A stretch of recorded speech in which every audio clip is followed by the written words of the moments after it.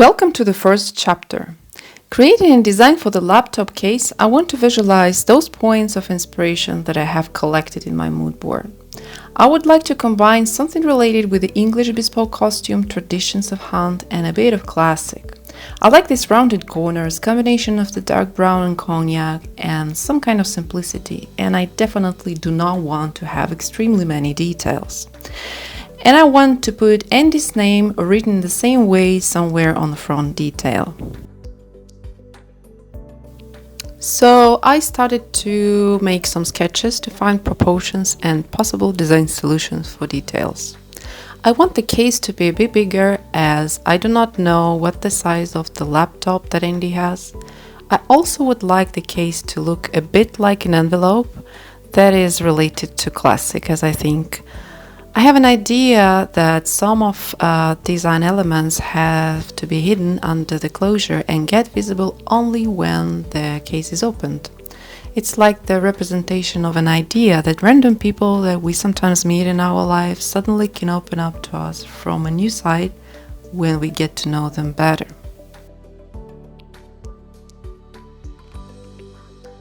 A part of my inspiration is the leather that I'm going to use for this project. I'm going to use vegetable tan leather of two colors. The dark brown leather is 1.2 mm thick. It will go for the majority of the details and will be the main color for the case. I find it very beautiful, by the way. I like its structure, its look, and the feeling of it. It smells amazing as well. And another complementary leather has the color cognac. It is vegetable tan leather, 2 mm thick, has amazing natural structure, and it's a bit harder, which is not a big problem. And now I start to work with the real measurements of the case and make some sketches in the Illustrator program. To have enough space for a 15 inches laptop, the front part needs to be at least 39 times 29 centimeters, and it will be the basis of my sketches. An advantage of using the program is that I can very quickly create and compare different options in design, as well as see, measure and change the real proportions. Here I came up with two options where the overall look is pretty similar, but some details have different shapes. And we can quickly check how it looks in different color, or can test the size of the logo and try different shapes for the corners. So after a bit thinking, I picked one version, and now I need to think through some essential moments such as closure and how it will affect the construction and assembling process.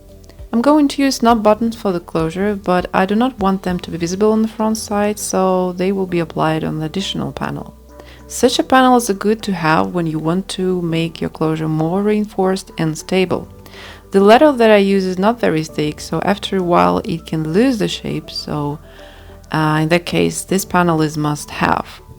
Making the back part according to the size of the front part, I have to remember that the closure might need some centimeters for folding, and for the leather of this thickness it is 3 centimeters. And the front part we will get by assembling together those three details. Understanding and thinking through all these moments gives us a clear picture of the construction and assembling. So let's take a look what we have as a result. Our laptop case consists of the front part and the back part.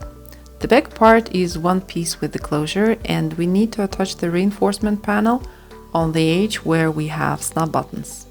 The front panel consists of three details that we need to assemble together in the right order, with attention to this area where these details overlap each other. And that's how we came from the idea and raw sketches to the clear structure of the product, and now we are moving to the next step.